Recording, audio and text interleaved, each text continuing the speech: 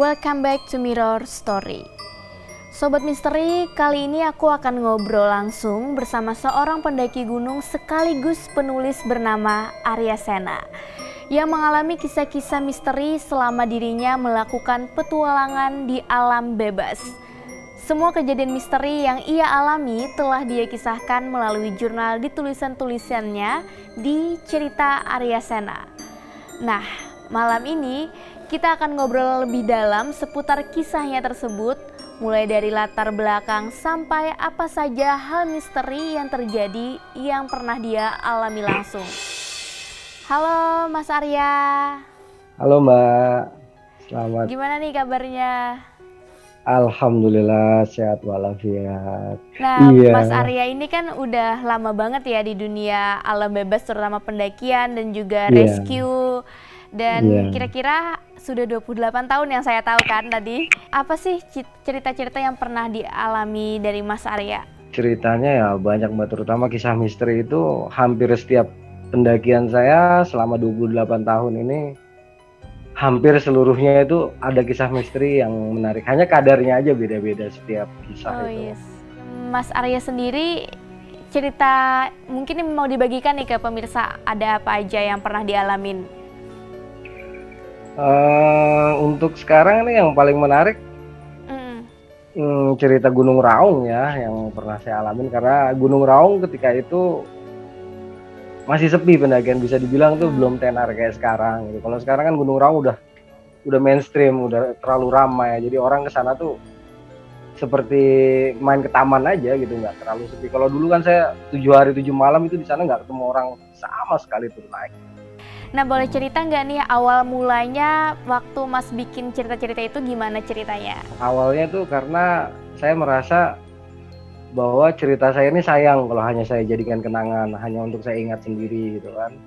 Karena ada motivasi seperti itu, saya berpikir ini untuk kenang-kenangan ke generasi saya selanjutnya. Dan juga kan di situ saya selipkan berbagai pelajaran, terutama pelajaran survival, bertahan di hutan, cara menghadapi situasi yang tidak diduga, terutama cara menghadapi situasi mistis yang kita hadapi. Itu saya selipkan juga. Jadi selain menuliskan itu, saya juga menyelipkan ilmu yang berguna untuk pembaca saya. Jadi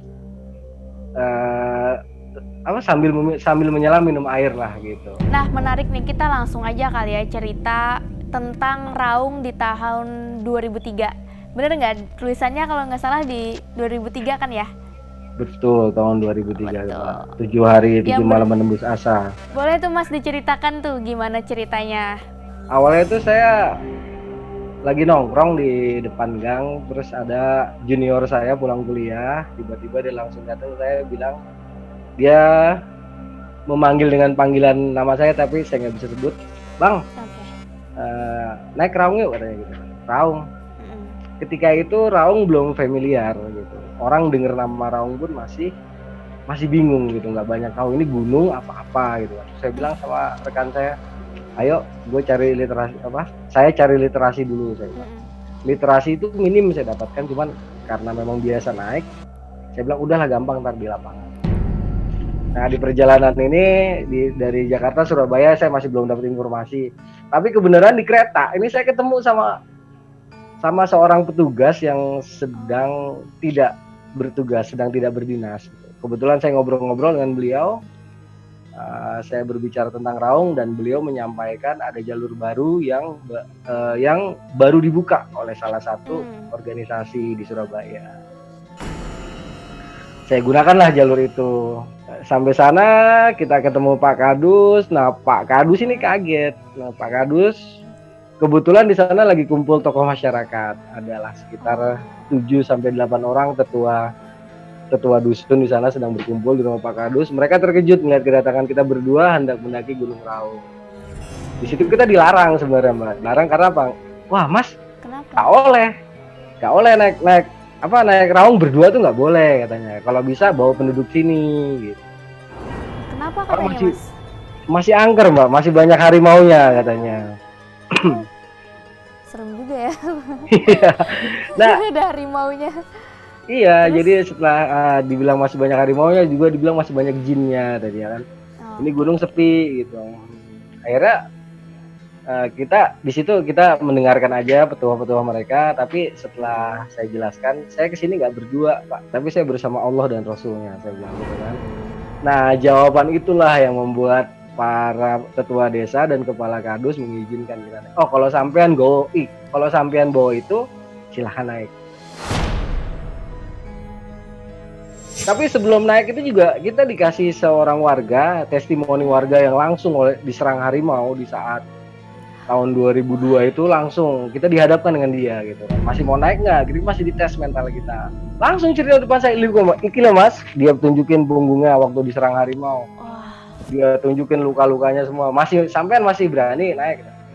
Saya bilang insya Allah berani. Akhirnya karena keyakinan kita, keberanian kita membawa nama Tuhan di dalam hati, si penduduk yang memberikan testimoni pun akhirnya ya udah Mas kalau gitu hati-hati. Jadi nanti kalau di hutan itu jangan bakar-bakaran lah. Kita dipesenin tuh jangan bakar api. Terus nanti kalau ngeliat tanduran jagung, tanduran telo, tanaman jagung, tanaman singkong, itu nggak usah dipetik katanya gitu kan. Terus nanti kalau di tengah jalan ketemu hal-hal yang sifatnya goib, nggak usah dilayanin juga, cuekin aja gitu. Pas Masnya mendaki itu emang ketemu nggak apa yang dikasih tahu sama warga? Hari pertama sore nggak ada masalah Mbak. Kita hanya ketemu rangkong yang besar dengan diameter sayapnya itu sekitar 1 meter kiri kanan. Suaranya seperti heli. Kita masuk ke dalam hutan yang lebat, sangat lebat. Seumur-umur saya mendaki gunung, tahun itu ya, yang paling lebat dan paling menggetarkan hati ya hanya Gunung Raung.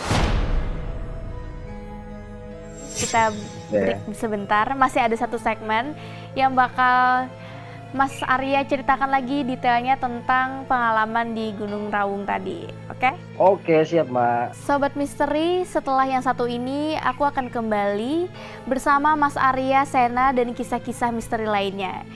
Jadi tetaplah di sini di Mirror Story.